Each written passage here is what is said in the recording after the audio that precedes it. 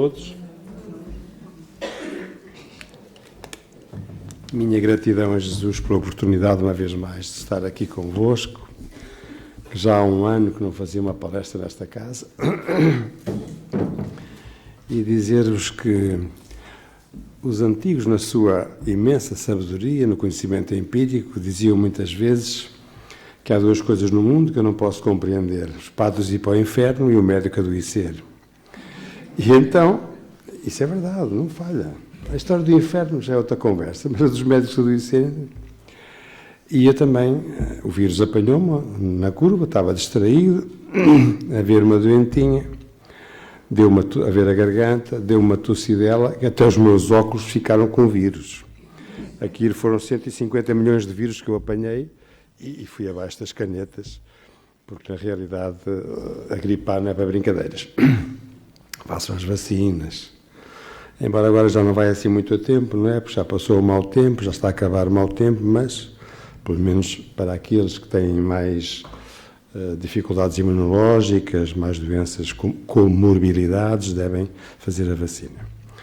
Posto isto, dizer que a minha voz não está famosa, se é que alguma vez foi famosa, e talvez esteja agora um bocadinho melhor, porque ali na sala, quando eu estava ali na parte social, duas caridosas irmãs ofereceram uma pastilha, não sei como é que se chama, uma goma, como é que se chama aquilo, que eu ia morrendo asfixiado, porque aquilo tinha gengibre, deu-me uma comichão na garganta, uma coisa picante, que eu ia morrendo, e diz ela: toma outra que isso passa. E eu comi a outra, porque aquilo já estava anestesiado, estava mesmo, ando experimentar, não se riam, ando experimentar. Estava anestesiada. Mas sabem uma coisa? Estou melhor.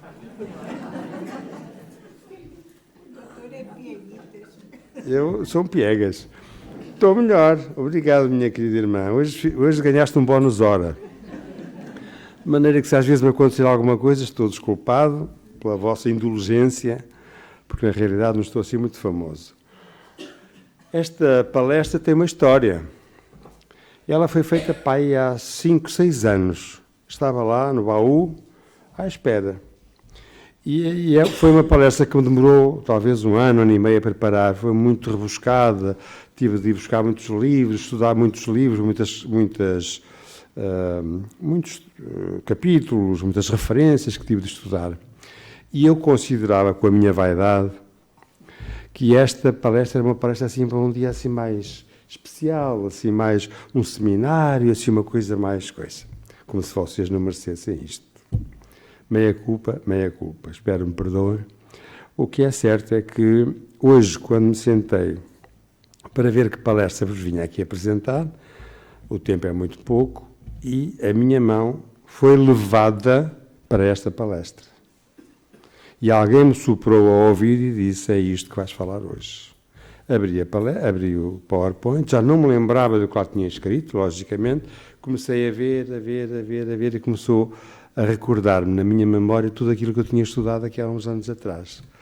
E achei que era muito simpático trazer-vos esta descrição de vários autores, de vários livros, de vários espíritos, que nos vêm falar sobre... Eu apaguei porque vou ler, vou interagir muito com vocês, não quero que estejam concentrados a olhar para mim, a não desperdiçarem esta oportunidade.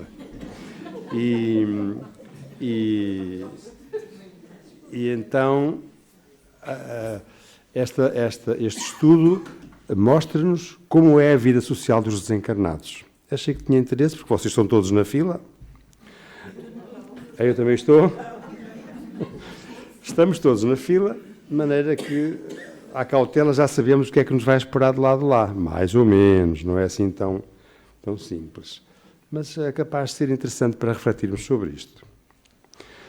Um dos livros fundamentais que eu me baseei neste trabalho foi o livro de André Luiz, escrito por Francisco Cândido Xavier, A Vida, a Evolução em Dois Mundos. É um dos livros que tem mais referências a este tema. E começo com Emmanuel, o nosso querido Emmanuel, que diz que tudo na vida pode ser começado de novo, para que a lei do progresso e do aperfeiçoamento se cumpre em todas as direções. E tenho de começar pelo nosso livro, base para o nosso livro de cabeceira, o Livro dos Espíritos. Pergunta: por que é que alguns espíritos seguiram o caminho do bem, enquanto outros seguem o caminho do mal? Pergunta Kardec. E vem a resposta: Deus não cria espíritos maus. Eles são criados simples e ignorantes, isto é, são capazes de fazer o bem e de fazer o mal. Quem decide somos nós, é a nossa vontade que manda. E continua o Livro dos Espíritos, na questão 573. Em que consiste a missão do homem inteligente? E vem a resposta: é contribuir com Deus, conduzindo muitos que se encontram em situações menos vantajosas ao caminho do desenvolvimento, instruir os homens, ajudá-los a avançar e a melhorar as suas instituições por meios diretos e materiais.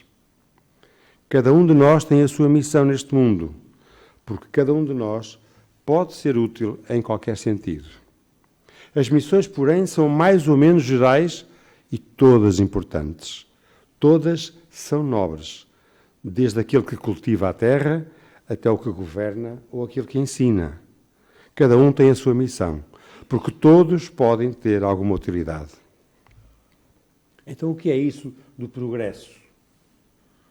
Pergunta Kardec. É a aspiração pelo melhor, pelo bem. É a prova da existência em nós de um princípio superior, que nos encaminha para destinos mais altos, que nos lança sempre para a frente, nos domínios do pensamento e da consciência. É uma lei que se realiza independentemente da vontade do homem. É uma lei de Deus, a lei do progresso. O verdadeiro espírita não é o que crê nas comunicações, mas o que procura aproveitar os ensinamentos que vêm dos espíritos. De nada adianta crer se a sua crença não o faz dar sequer um passo na senda do progresso e não o torna melhor para o próximo. É a aspiração pelo melhor, pelo bem. É a prova da existência em nós de um princípio superior que nos encaminha para destinos mais altos, que nos lança sempre para a frente, nos domínios do pensamento e da consciência. É uma lei que se realiza independentemente da vontade do homem. E continua Kardec a fazer a pergunta, o que é o progresso? E vem a resposta. O verdadeiro espírita... Este está repetido. A verdadeira lei do progresso moral é a caridade. Emanuel Swedenborg, que foi um cientista, um engenheiro, um humanista, um poliglota, um filósofo, um teólogo do século XVII, perguntaram-lhe uma vez como é que ele, sendo cientista e filósofo, se tinha tornado teólogo. E ele respondeu do mesmo modo pelo qual os pescadores foram feitos discípulos e apóstolos de Jesus, e que eu também, desde tenra juventude, fora um pescador espiritual. Então, um pescador na palavra, em seu sentido espiritual, significa o homem que pesquisa e ensina as verdades naturais e, em seguida, racionalmente, as espirituais. E continua Swedenborg no livro A Verdadeira Religião Cristã. O universo compõe-se de diferentes esferas, com vários graus de luminosidade e de felicidade. E essas esferas nos servirão de morada depois da morte na Terra, de conformidade com as condições espirituais que aqui tínhamos conseguido. Voltamos ao Livro dos Espíritos, questão 297. As afeições da Terra continuam no mundo dos espíritos, sendo mais sólidas do que eram, porque não têm interesses. Portanto, a nossa ligação com os nossos entes queridos vai continuar. Ao desencarnar, o espírito frequentemente reencontra aquelas pessoas que conheceu na Terra e que partiram antes deles. Eles o vêm receber em sua volta ao mundo dos espíritos e o ajudam a libertar-se das faixas da matéria. Ao regressarem ao plano espiritual, os espíritos abandonam as questões que foram objeto dos seus interesses na Terra? É a pergunta. E a resposta, nos primeiros momentos do regresso ao plano espiritual, a grande maioria dos espíritos direcionam as suas preocupações para os entes queridos que aqui ficaram, para os bens materiais deixados, para as atividades que desenvolviam, enfim, para as questões que faziam parte do seu dia-a-dia. Daqui ser muito importante a nossa libertação do espírito do nosso ente querido, deixá-los partir, orar por eles, ficar com saudade, mas não com a tristeza. Deixá-lo seguir o seu caminho, desprender da matéria. É muito importante essa nossa postura. Há muito desassossego na vida psíquica dos desencarnados, toda a vez que os familiares não aceitam essa separação. Hão de reparar que na altura da morte todos os homens são uns santos. Ai, meu marido era um santo, coitadinho. Ai, é tudo um santo. Mas durante a vida, não é bem assim, como a gente sabe. Então há que desprender-nos dos nossos entes queridos, continuar a amá-los, a emanar vibrações de amor e de luz para eles, mas deixá-los seguir o seu caminho. Nas regiões purgativas, somos por eles amparados, quando possível, organizando-se aí, sob o seu patrocínio, a extensa obra assistencial. A que atividades se dedicam os espíritos? Perguntamos. Ao ingressar no mundo espiritual, muitos são atraídos às regiões inferiores, ainda fortemente ligadas ao plano terreno. Outros vão dedicar-se ao trabalho e ao auxílio dos que ficaram na Terra. No plano espiritual imediato à experiência física, sociedades humanas desencarnadas, em quase 2/3 dos espíritos, permanecem naturalmente ligados de algum modo aos interesses terrenos. E quando chegar a minha hora? Existem no plano espiritual casas de transição, assim são chamadas. São postos de repouso, logo após o desencarne, para os espíritos que precisam de cuidados, de amparo, de esclarecimento, para se restabelecerem. Somos recolhidos nessas casas de transição e, às vezes, em mundos de transição. Por exemplo, quando a causa da morte é uma doença, ou morte súbita, por exemplo, de acordo com os seus merecimentos, serão mais tarde encaminhados dessa casa intermédia para as colónias espirituais que vamos falar. São mundos em que os espíritos passam algum tempo se refazendo. Ali se preparam para reencontrarem noutros mundos temporários. Também estes estão sujeitos à lei do progresso. A vida além do túmulo não se cifra no inferno cadente, num purgatório de labaredas, num céu de beatifícia e nula contemplação. Não. Na questão 159 do livro O que é o Espiritismo, Allan Kardec esclarece-nos. Pergunta: as almas têm ocupações noutras vidas? Ocupam-se de outras coisas para além das suas alegrias e dos seus sofrimentos? É a pergunta. E a resposta vem: os espíritos têm ocupações de acordo com o seu grau de adiantamento, ao mesmo tempo que procuram se instruírem e melhorarem. Quando não se perdem nas faixas umbralinas, correspondentes ao planeta de que são originários, trabalham com ardor, não só pelo próprio adiantamento, como também no auxílio aos que ficam. De que material são feitas as cidades ou colónias espirituais? São compostas por um tipo de matéria que os nossos 5 sentidos não são capazes de captar ainda. Através de experiências mediúnicas, como o desdobramento, é possível que visitemos esses espaços e tenhamos uma ideia clara de como são essas colónias, essas cidades. Cidades ou colónias espirituais é a mesma coisa. No livro Vivendo no Mundo dos Espíritos, pelo Espírito Patrícia, aquele mesmo livro das Violetas na Janela, essas colónias ou essas cidades são variadas, desde aquelas que têm uma característica bastante humana, para atender espíritos ainda muito apegados aos hábitos da terra, até às expressões sublimes, mais distanciados da crosta. Em todos os locais em que há cidades materiais, há um espaço espiritual e nele ficam os postos de socorro e as colónias. Então, cada uma das nossas cidades da terra tem uma plataformazinha de apoio que depois nos direciona para uma colónia, consoante a nossa necessidade. Cada cidade na Terra possui o seu núcleo espiritual correspondente.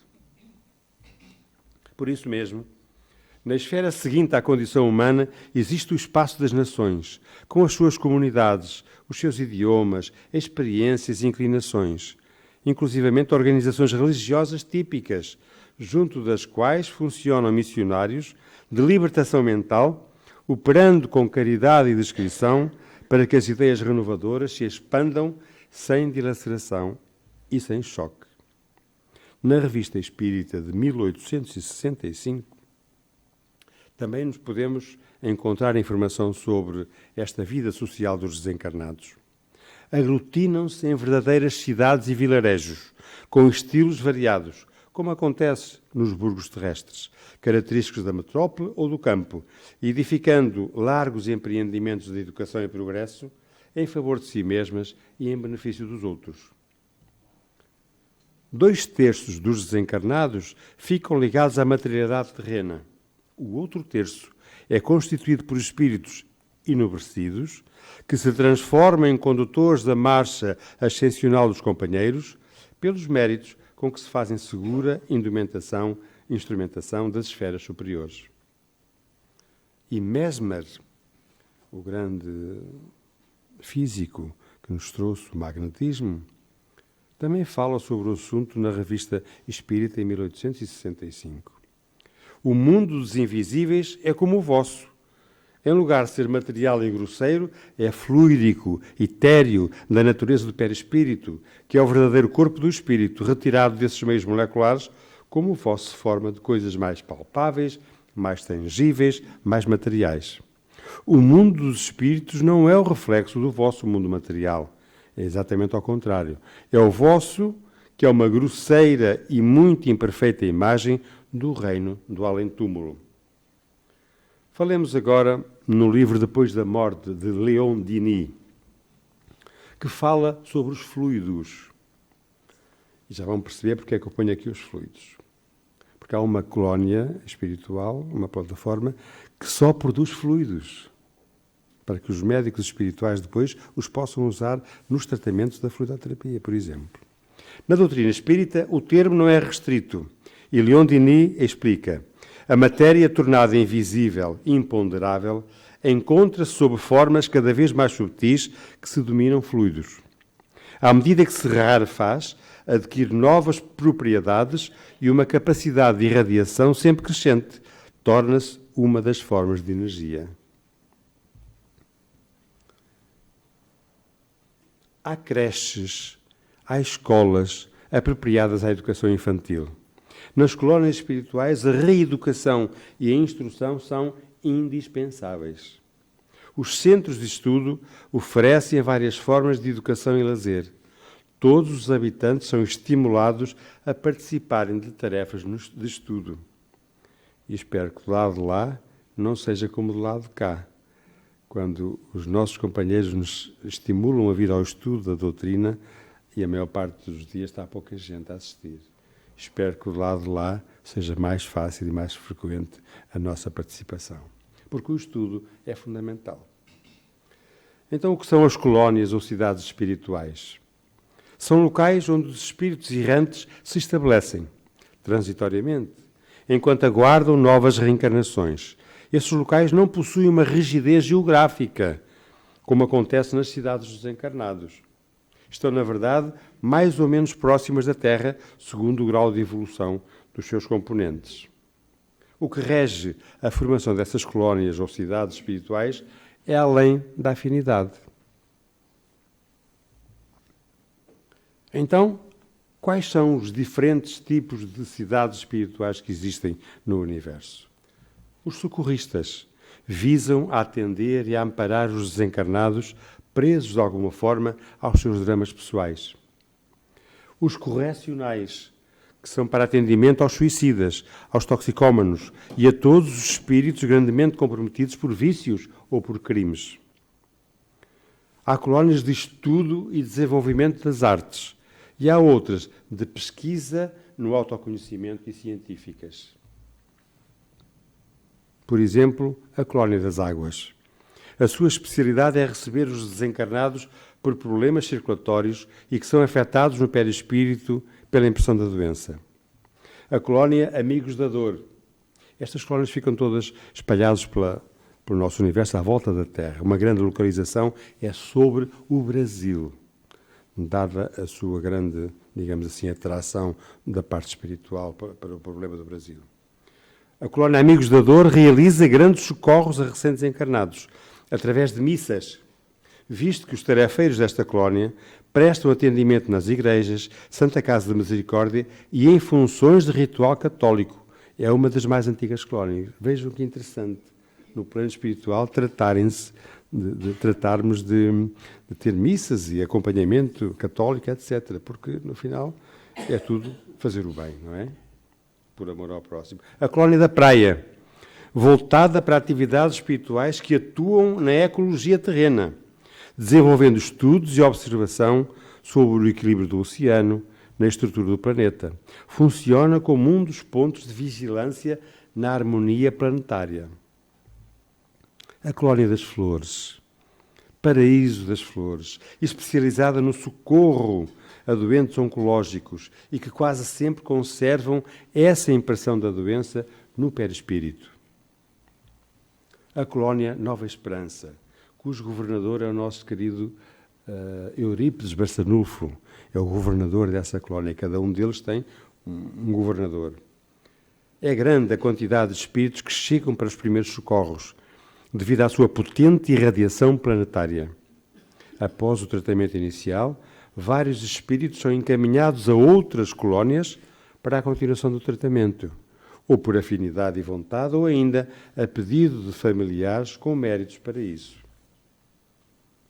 Ela possui vários postos de socorro e atendimento espalhados por vários lugares da crosta terrestre. E estes postos recebem todos o nome de Boa Esperança. As atividades espirituais são muito intensas e possuem muitos emissários de luz. Todo o trabalho de serviço prestado nesta colónia recebe bónus hora. A colónia Morada do Sol. Esta colónia também coordena um trabalho de equipas espalhadas pelo planeta, levando socorro, assistência e amparo a todos os portadores de doenças tropicais que estejam encarnados e doentes. A colónia Raios de Amanhecer. Ela situa-se na parte central do nosso planeta, acompanhando a linha do Equador. Forma uma quase ciranda em torno da Terra, apresentando núcleos de espaço em espaço. Os maiores núcleos estão no Brasil, nas Guianas, em direção ao Atlântico e em África. O outro grande núcleo encontra-se sobre a Indonésia, entre o Índico e o Pacífico. Vejam só a imensidão de apoio e de trabalho que há no plano espiritual. A colónia Raios de Amanhecer. Cada núcleo apresenta características filosóficas próprias, embora seja a de Jesus a filosofia do atendimento em todos eles. No Brasil, a colónia tem um aspecto de um grande parque infantil, pois é o mundo espiritual das crianças. Os grandes centros de lazer infantil na Terra foram inspirados nesta colónia. A colónia Regeneração trabalha na recuperação dos espíritos mutilados. Esta é muito, muito interessante. Trabalha na recuperação dos espíritos mutilados no perispírito, a área que envolve muitos setores de atendimento: fluídico, concentrado, as terapias, as academias, os esportes, tudo com uma contínua consciencialização da renovação interior. A colónia Regeneração é especialista em receber e tratar pessoas mutiladas. Tem academias e desportos que têm o objetivo de tratar esses pacientes. Nesse local, são usados trabalhos para gerar novos membros que foram mutilados na vida da Terra e partes do corpo que foram perdidas, pois o corpo espiritual é uma cópia do corpo físico, tendo apenas também refletindo nele seu estado de consciência, desequilíbrios e regeneração. A colónia do Sol Nascente tem como principal função preparar o espírito para a reencarnação, aguardando o momento autorizado por Deus. Existe a alegria das pessoas que querem nascer no plano material e a tristeza de quem vê partir as pessoas que gostam e amam. Também ajudam em trabalhos de genética no plano material, recebendo ajuda e intuem e auxiliam neste trabalho. A colónia Redenção é um grande laboratório fluídico. Ali são fabricados os fluidos que os médicos espirituais usam para curar os encarnados e os espíritos que se encontram no umbral. Isto é dito no livro Além da Morte, pelo espírito Otília Gonçalves, uma das primeiras trabalhadoras da Casa do Caminho, da Mansão do Caminho. E é um livro psicografado por Divaldo Franco. E ela faz este relato da produção desses fluidos que estão importantes. A Colónia Redenção, os espíritos que atuam no Umbanda e Espiritismo, por exemplo, onde incorporam médicos espirituais que fazem curas, utilizam o material deste local. Vejam, já andámos na Igreja Católica, agora no Umbanda, tudo serve para ajudar o próximo. Também possuem um arquivo muito grande de pessoas que doaram e ajudaram o nosso planeta, como Buda, Gandhi, Jesus, Madre Teresa, Chico Xavier e outros tantos. Colónia das Montanhas, estou a terminar. Localiza-se nas Minas Gerais, próxima à divisão com Goiás. É uma colónia devotada ao estudo da doutrina espírita. Segundo o Evangelho de Jesus, claro, possuindo para tal muitos centros de estudo e de cultura. O estudo da mediunidade aí merece destaque, por propiciar a preparação dos médiuns para futuros trabalhos na crosta, o acompanhamento e o auxílio à reencarnação e à formação de trabalhadores que atuarão no campo da desobsessão. A colónia Bom Retiro, além do socorro espiritual a desencarnados, a sua função principal é voltada para o reequilíbrio do espírito. A colónia Padre Chico, de porte médio, tem vida intensa e movimentada, devido ao grande número de espíritos nela abrigados, tanto para socorro quanto para trabalhar e servir em nome de Cristo. Tem aula dos hospitais, dos albergues, das escolas, das informações residenciais e uma parte central da colónia. A colónia do Moscoso, situada na parte central do Espírito Santo e do Oceano Atlântico. Tem como característica o desenvolvimento de técnicas especiais que auxiliam o espírito à autodescoberta, como a essência divina. Distribui equipas de tarefeiros por toda a parte, concedendo apoio a toda a tarefa que visa a educação da alma, no domínio de si mesma, ampliando o autoconhecimento. Inspiram os encarnados nos livros de autoajuda e de autoconhecimento. E temos a Colónia das Violetas. Desenvolve técnicas voltadas para a cura das enfermidades cardíacas.